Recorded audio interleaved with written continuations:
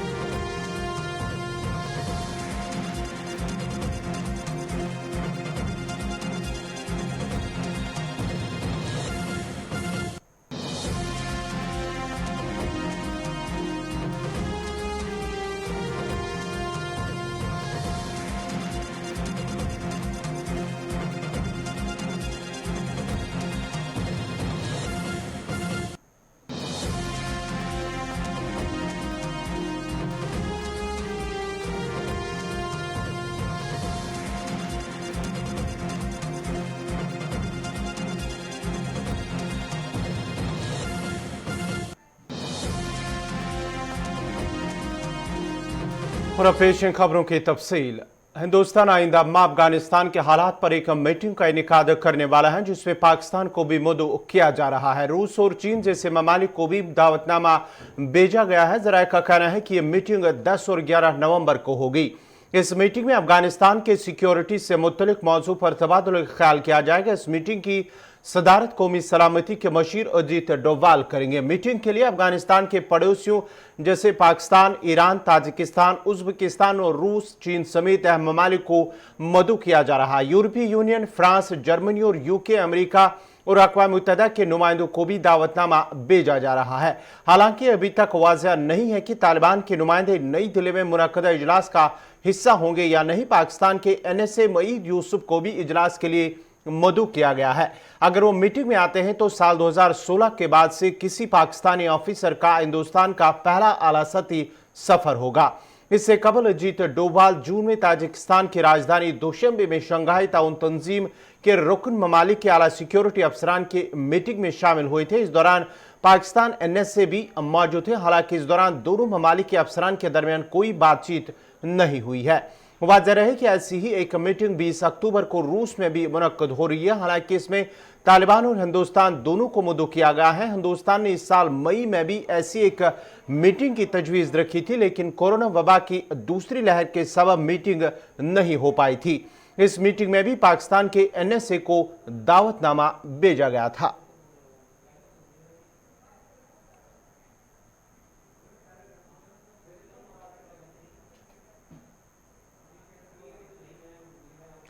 भारत के वज़ीर ख़ारिजा जयशंकर आज से 3 रोज़ा दौरे पर इजराइल जा रहे हैं। इजराइल में नई हुकूमत के क़याम के बाद हिंदुस्तान और इजराइल के दरमियान ये पहला आला सतही राबिता होगा। दौरे के दौरान वज़ीर ख़ारिजा जयशंकर इजराइल के वज़ीर आज़म नफ्ताली बेनेट और वज़ीर ख़ारिजा से पहली मरतबा मुलाकात करेंगे। इजराइल में नई हुकूमत के क़याम के बाद हिंदुस्तान और इजराइल के दरमियान ये पहला आला सतही राबिता होगा। डॉक्टर जयशंकर इजराइल के वज़ीर आज़म और वज़ीर ख़ारिजा की दावत पर तशरीफ़ ला रहे हैं और तल अवीव में उनके साथ 2 तरफ़ा मुलाकात भी करेंगे। वज़ीर ख़ारिजा जयशंकर इजराइल के सदर, इजरायली पार्लियामेंट के स्पीकर और मुल्क के कौमी सलामती के मशीर अयाल खोलाता से भी मुलाकात करेंगे। इसके अलावा वज़ीर ख़ारिजा इजराइल में रहने वाली हिंदुस्तानी नज़ाद यहूदी बरादरी के लोगों, हिंदुस्तानी अलूम का मुताला करने वाले माहिरीन, इजरायली यूनिवर्सिटी में तालीम हासिल करने वाले हिंदुस्तानी तलबा और हिंदुस्तान से कारोबार करने वाले ताजरों से भी मुलाकात करेंगे। साथ में वो हिंदुस्तानी फौजियों को खराज अकीदत पेश करेंगे जिन्होंने पहली जंग अजीम में कुर्बानियां दी थी।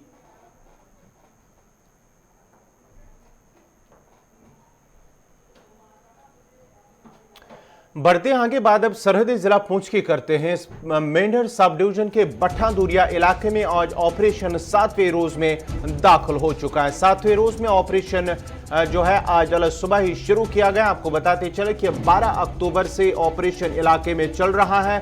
राजौरी और पुंछ अजला के जो जंगल इलाके हैं वहां पर मिलिटेंटों की जानिब से फोर्सेस पर हमला किया गया था, एनकाउंटर हुआ था। जब 12 अक्टूबर को ये एनकाउंटर हुआ था जिसमें 5 फौजी जवान जाम बाग हुए थे, जिसमें से एक JCO भी शामिल था। उसके बाद 14 अक्टूबर को दोबारा गोलियों का तबादला हुआ है जिसमें 3 फौजी जवान जान बाक हुए थे, जिनमें से कल 2 फौजी जवानों की लाशें बरामद हुई थी, जिनमें से एक जेसीओ भी शामिल है। कुल मिलाकर अगर बात करेंगे तो तकरीबन 12 अक्टूबर से जारी इस ऑपरेशन के दौरान 9 फौजी जवान जान बाक हुए हैं, जिनमें से 2 जेसीओ भी शामिल है। सरहदी जिला Poonch sub division Mendhar sub division के बट्ठादूरिया इलाके में ऑपरेशन आज 7वें रोज में दाखिल हो चुका है और आज भी अल सुबह फोर्सेस की इजाफी नफरी को तलब करके एक वसी इलाके का मुहासरा किया गया और जो जंगल इलाका है जहां पर मिलिटेंटों की मौजूदगी की फोर्सेस को इतला मिली थी, उस पूरे इलाके को मुहासरे में लेकर ड्रोन का भी इस्तेमाल किया गया है।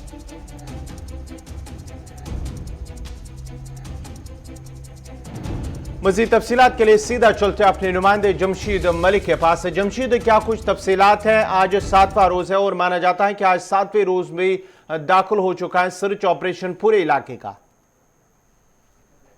गौर, बिल्कुल जिस तरह आप देख रहे हैं कि पिछले कुछ दिनों से लगातार इन इलाकों में फायरिंग की आवाजें सुनाई दे रही थी। कल पूरा दिन जब हम यहाँ इलाके में बैठे थे फायरिंग की आवाज नहीं सुनाई दी, मगर कल देर रात को 2 जवानों की लाशें और बरामद होने के बाद देर रात को फायरिंग का सिलसिला काफी देर तक जारी रहा। उसके बाद इस वक्त हम जम्मू पुंछ हाईवे पर खड़े हैं। आप हमारे पीछे का ये मंजर भी देख सकते होंगे, क्योंकि इस तरह का मंजर तकरीबन 10 साल के बाद राजौरी में देखने को मिला, जहां आने जाने वाली गाड़ियों की अब चेकिंग भी की जा रही है। जम्मू कश्मीर पुलिस का स्पेशल ग्रुप जो है उसकी तरफ से आने जाने वाली गाड़ियों की चेकिंग भी की जा रही है। लोगों के शनाख्ती कार्ड भी देखे जा रहे हैं, क्योंकि लगातार हालात कशीदा होते जा रहे हैं इन इलाकों में। पिछले कुछ दिनों से जिस तरह इन इलाकों में फायरिंग के लगातार वाकयात सामने आए हैं, क्योंकि देर रात को जो मिसिंग जो 2 जवान थे उनकी डेड बॉडीज जब रिकवर हुई, उसके बाद देर रात को काफी देर तक रोशनी रोज चढ़ाते रहे। उसके बाद काफी फायरिंग का तबादला भी हुआ और रात को ये माना जा रहा था कि जो फायरिंग हुई है उसमें मिलिटेंटों की तरफ से भी जवाब दिया गया। मगर जिस तरह ये मंजर हम आपको ये वाला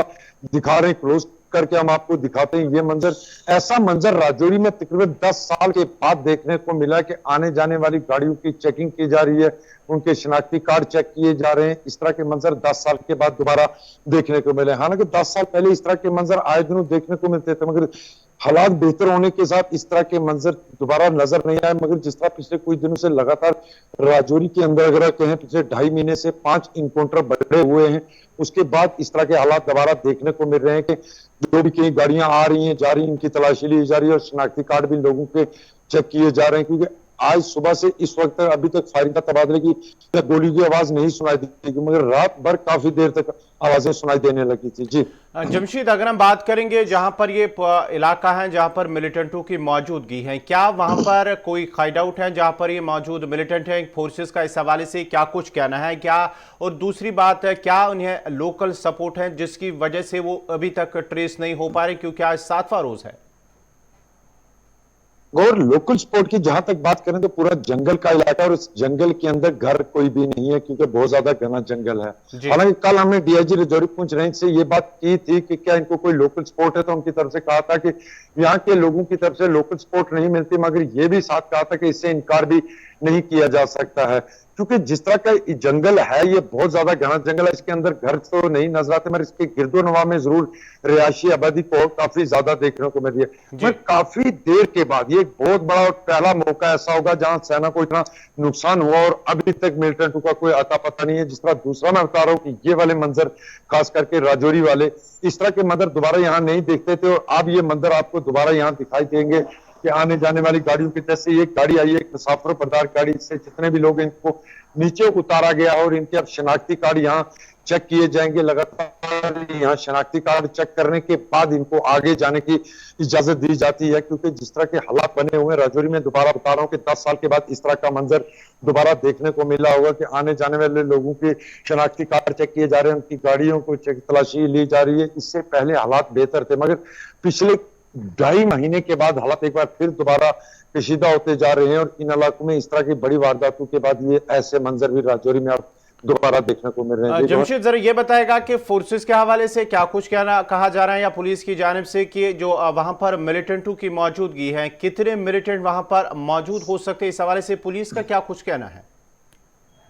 और इस हवाले से अभी तक कोई बयान सामने नहीं आया कि कितनी तादाद में मिलिटेंट उसके अंदर हैं, मगर ये बात जरूर कही गई है देर रात को, मगर ऑफिशियल तौर पर इसकी भी कंफर्मेशन नहीं हुई कि देर रात को ड्रोन जो इस्तेमाल किए गए उनको भी निशाना बनाने की कोशिश की गई है, मगर इसकी भी इंफॉर्मेशन अभी तक या इसकी भी तस्दीक किसी तरफ से नहीं की गई है। हालांकि जिस तरह मैं बता रहा हूं कि पहला मौका ऐसा होगा जहां सेना को इतना नुकसान उठाना पड़ा और उसके बावजूद भी आज तक मिलिटेंटों का कोई अता पता नहीं है।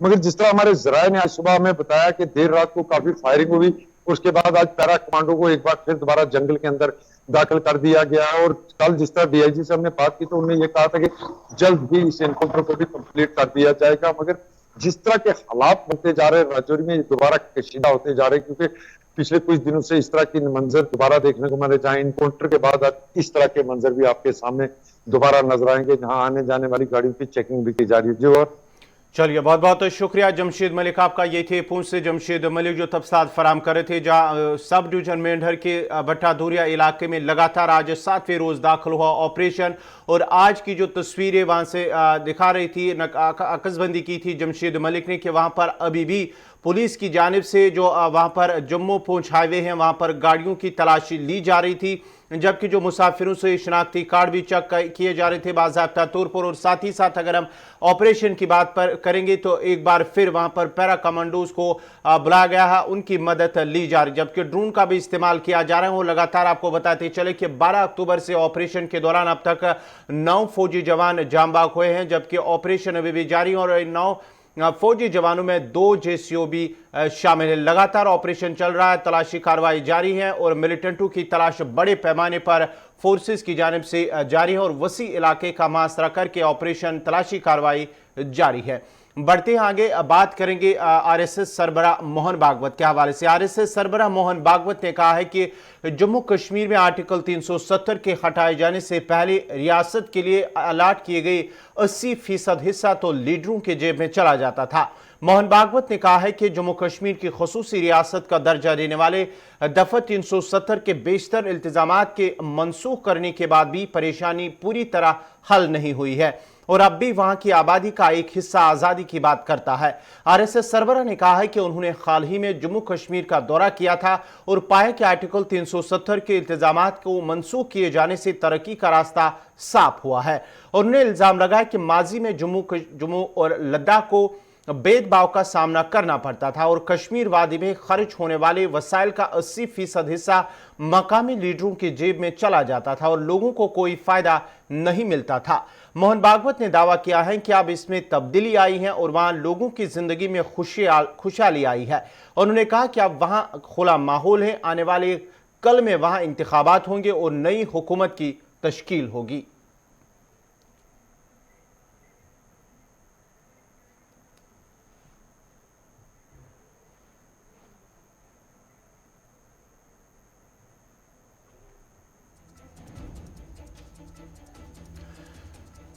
चलिए, अब जरा वादी के मौसम की भी खबर करते हैं। वादी के मौसम में एक बार फिर तब्दीली आई है। जी हाँ नाजरीन, जैसे महकमे मौसमियात की पेशनगोई के ऐन मुताबिक 16 और 17 अक्टूबर के दरमियानी शब से उनका मानना था कि वादी के अंदर मैदानी इलाकों में बारिशें हो सकती है और बालाई इलाकों में हल्की बर्फबारी हो सकती है और उस पेशनगोई के ऐन मुताबिक वादी के मैदानी इलाकों में दौरानी शब से ही बारिशों का सिलसिला शुरू हुआ। श्रीनगर और दीगर कई इलाकों में बारिशों का सिलसिला शुरू हुआ है रात के दौरान ही और बालाई इलाकों में हल्की बर्फबारी जो है वो वक्फे से लगातार जारी है। वादी में किस तरह का मौसम है, इस मजीद तफसीलात के लिए हम अपने सीधे नुमाइंदे अपने जो इरफान फाजिल उनके पास चलते हैं। इरफान, क्या कुछ तफसीलात है? अगर हम मौसम की बात करेंगे, पहले ही महकमे मौसमियात ने एक पेशनगोई की थी कि 16 और 17 अक्टूबर को वादी के मैदानी इलाकों में बारिशें और पहाड़ी इलाकों में हल्की बर्फबारी हो सकती है, तो किस तरह का मौसम है? क्योंकि ठंड में ये खबर भी आ रही है कि सर्दी में कहीं ना कहीं इजाफा हुआ है। बहुत बहुत शुक्रिया गवर। अगर मैं बात करूं मौसम को लेकर तो पहले से ही प्रिडिक्शंस थी और प्रिडिक्शंस को लेकर देखा जाए तो इसका खासा असर जो है जम्मू कश्मीर के खास तौर पर इस वक्त मैक्सिमम मेजर बेल्ट पर दिखाई दे रहा है, क्योंकि कल रात से ही तेज हवाओं के साथ साथ थंडर स्टॉर्म और जी हाँ लाइटनिंग हुई और उसके बाद जो है रात भर जबरदस्त तेज बारिशों के साथ साथ वो बारिशें अभी भी कंटिन्यू हो रही है। मैदानी इलाकों में अच्छी खासी बारिशें हुई और अभी अभी मेरी बात जो है मेट्रोलॉजिकल डिपार्टमेंट की जो डायरेक्टर है सोनम लोटस, जी। उनसे हुई है और उनसे हमने पूछा कि क्या रहेगा मौसम का हाल, और उन्होंने कहा कि मैदानी इलाकों को लेकर मैक्सिमम जितने भी कश्मीर में प्लेन्स है वहां पर यह सिलसिला बारिशों का कल तक लगातार जारी रहेगा, जबकि अपर रीचेस पर बर्फबारी भी हो रही है और 19 तारीख से लेकर 21 तारीख तक जो है मौसम फिर से साजगार होगा। मगर भी है जिस तरीके से हमने देखा कि काफी ज्यादा पहले गर्मी हो रही थी और गर्मी के मारे लोग काफी ज्यादा परेशान थे, मगर लगातार अब हम देख रहे हैं कि मौसम में तब्दीली और मौसम में गिरावट हो रही है और जिसकी वजह से बारिशों ने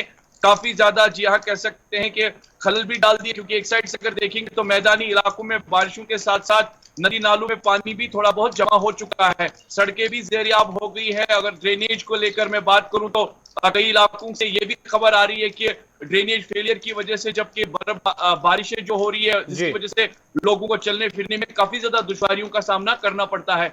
फिलहाल नेशनल हाईवे से लेकर सिटी तक अगर मैं बात करूं लगातार बारिशों का सिलसिला जारी है। इरफान जरा ये बताएगा कि ये जो पूरी वैली में क्या इस वक्त जो है बारिशों का सिलसिला जारी है, क्योंकि नॉर्थ और साउथ कश्मीर से भी आपसे तफसीलात जानने की कोशिश करेंगे, नॉर्थ और साउथ में भी क्या बारिशें हो रही है, और साथ ही साथ अगर बर्फबारी की बात करेंगे तो क्या पहाड़ी इलाकों में भी बर्फबारी की खबरें मौसूल हो रही है? जी बिल्कुल बिल्कुल, मैं बात करूं तो पूरे वैली में इस वक्त बारिश का सिलसिला जो है कल रात से ही जारी है और बारिश ने काफी ज्यादा रफ्तार तेज पकड़ी है। इस बीच अगर बालाई इलाकों को लेकर मैं बात करूं या जोजिला टॉप, सिंधन टॉप या इसके साथ साथ राजदान टॉप या अफरवट हिल्स, वहां से भी जी हाँ खबर यही आ रही है कि हल्की हल्की बर्फ वहां पर हो रही है, क्योंकि पेशन गोई पहले से ही थी कि बालाई इलाकों में बर्फबारी हो सकती है, मगर ज्यादा नहीं होगी, हल्की हल्की बर्फबारी हो रही है जिसका हम अंदाजा लगा सकते हैं। और कल दोपहर तक जो है डॉक्टर सोनम लोटस ने बताया कि मौसम जो है थोड़ा सा करवट लेगा और उसके बाद साजगार हो सकता है और 19 से लेकर 21 तारीख तक जो है मौसम फिर ठीक रहेगा। बहुत बहुत शुक्रिया सईद इरफान फाजिल आपका। ये थे श्रीनगर से सईद इरफान फाजिल तफसात फराम कर रहे थे मौसम के हवाले से, जहां महकमे मौसमियात ने पहले ही पेशन गोई की थी कि 16 और 17 अक्टूबर तक शाम तक जो है वादी के मौसम में बदलाव देखने को मिलेगा, बारिशें हो सकती हैं, बर्फबारी हो सकती है, पहाड़ी इलाकों में हल्की बर्फबारी। उसके मुताबिक गुज़िश्ता शब से ही वादी के मैदानी इलाकों में हल्की बारिशें के साथ साथ पहाड़ी इलाकों में बर्फबारी हुई है और माना जाता है कि 19 से 21 अक्टूबर तक का मौसम ठीक रहने की पेशन गोई हो सकती है और महकमे मौसमियात का मानना है कि 19 से 21 तक वादी के मौसम में बेहतरी आ सकती है। बढ़ते हैं आगे, बात करेंगे मक्का मुकरमा और मस्जिद नबवी सल्लल्लाहु अलैहि वसल्लम में कोरोना वबा के फैलाव की रोकथाम के लिए आयद की गई समाजी फैसले की पाबंदियां हटा दी गई है। हरमैन शरीफेन इंतजामिया ने समाजी फैसले के लिए लगाई गई अलामतें हटा दी है, जिसके बाद मस्जिदुल हराम और मस्जिद नबवी सल्लल्लाहु अलैहि वसल्लम में आज से समाजी फैसले के बगैर नमाजें अदा की जाएंगी। हरमैन शरीफेन इंतजामिया की जानिब से जारी अलामे के मुताबिक कोरोना वबा से कबल की सफ़ों की असल हालत को बहाल किया जा रहा है, जिसके बाद अब मुकम्मल अफरादी गुंजाइश के साथ नमाजें अदा की जा सकेगी। इंतजामिया के मुताबिक मस्जिदुल हराम के सहन मताफ में भी समाजी फैसले के लिए लगाई गई अलामतें हटा दी गई है। तवाफ या सही करने वालों के लिए समाजी फैसले का उसूल खत्म कर दिया गया है, ताहम मास्क की पाबंदियां बरकरार है। इंतजामिया का कहना है कि खाने काबा और मकाम इब्राहिम अलैहिस्सलाम के गिर्द लगाए गए बैरियर भी हटा दिए गए हैं।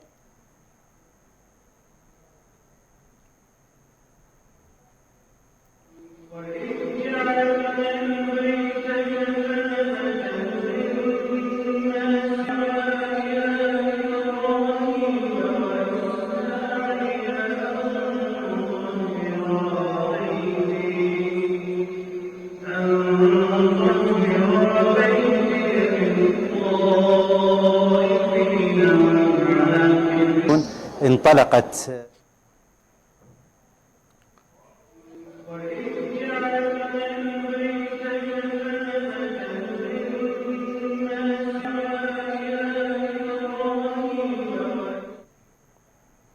मरकजी और यूटी इंतजामिया जम्मू कश्मीर में भले ही तामीर और तरक्की के बड़े दावे करती हो, लेकिन हकीकत यह है कि आजकल भी इलाके ऐसे हैं जहां पर बुनियादी सहूलियात का फुकदान है।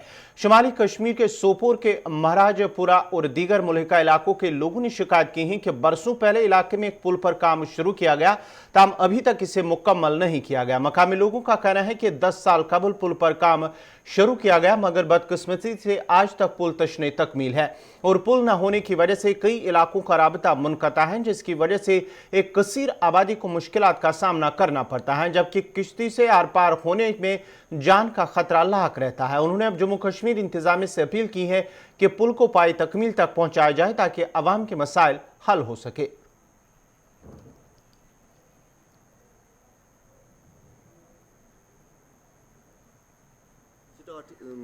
कदलक मूजूब ये 13 पे 2013 पे तो शुरास मज कंप्लीट गसन वोल मगर गव ने कहें 10% ती वनस अत गमज कहें अगर ये बनावन गवर्नमेंटस तो बन अगर न तिल अम खुद आसन खुद न आसन बेहतर इसलिए अर्जदार LGS सन कि ये दितो खसूसी तवज्जो कि यह बनावन कि न बनावन तो लूक थ दरबदर दपान आज यह कदल सुबह यह कदल मगर ये 9 वरियन मज गव ये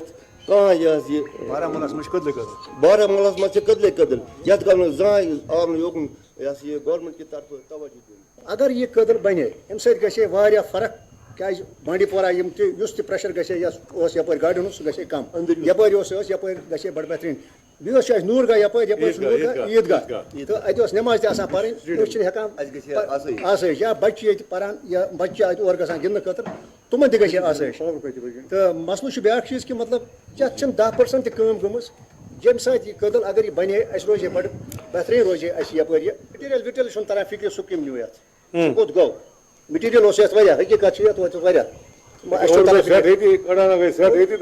बिल्कुल इंतजाम अपील करान तुंद वसा सत कि ये नीव कह इनिशिएटिव युथ यह कदल बन तो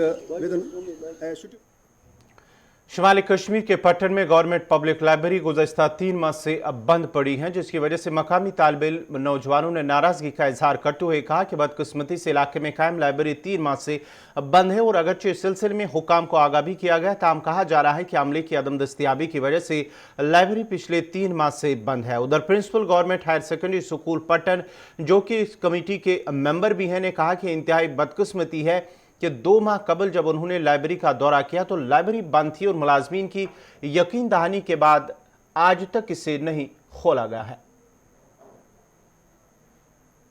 जो आप अपने आंखों से ये मंजर देख रहे हैं, ये लाइब्रेरी पिछले 3 महीनों से बंद पड़ी है।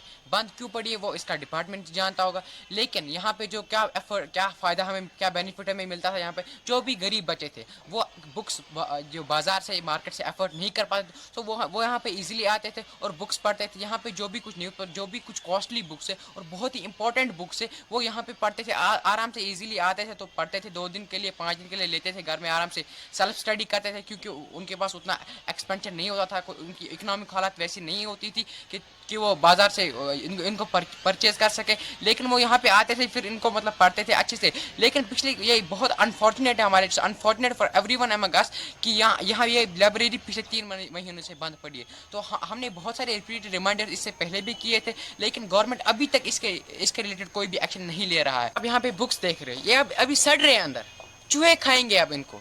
तो फिर ये जो डिपार्टमेंट इसका महकमा जो वो दिखाएगा कि ये अब खराब हो चुकी है।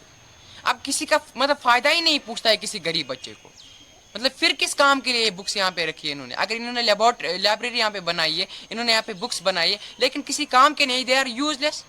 तो अब हम इसका महकमा जो है, इसका डिपार्टमेंट जो, उसे गुजारिश करते हैं कि ये ओपन की जाए और गरीब बच्चों को मतलब वो बुक्स यहाँ पे पढ़ सके, वो भी इस मोमेंट। चलिए, शुपियन से इस वक्त खबर आ रही है कि शुपियन इलाके में एक सड़क का एक हादसा पेश आया है, जिसके नतीजे में 3 अफराद जख्मी हो गए हैं। जी हाँ नाजरीन, शुपियन इलाके में एक ट्रक, तेज रफ्तार ट्रक ड्राइवर के काबू से बाहर होकर सड़क से लुढ़क कर एक नाले में जा गिरी, जिसके नतीजे में ट्रक में सवार 3 अफराद जख्मी हो। और बताया जाता है कि तीनों अफराद का ताल्लुक जो है वो हरियाणा से है। हीरपुरा से शुपियन की तरफ ये ट्रक जा रही थी, नाले में जा गिरी पड़पावन इलाके के करीब, जिसके नतीजे में ट्रक में सवार 3 अफराद जख्मी हुए, जिनमें से दविंदर सिंह जो ड्राइवर हैं उसका वो जख्मी हुआ है। धर्मवीर सिंह और संदीप सिंह ये तीनों जख्मी होने नज़दीकी हेल्थ सेंटर लिया गया था। वहाँ पर इब्तिदाई इलाज मुआलजे के बाद शदीद तौर 2 जख्मियों को सिकिम सौरा मुंतकिल किया गया है। इसी के साथ ही अभी तक का उर्दू खबरनामा इख्ताम पज़ीर हुआ। चाहता है अपने मेज़बान गौहर कुछे को इजाज़त दीजिए। अल्लाह हाफ़िज़।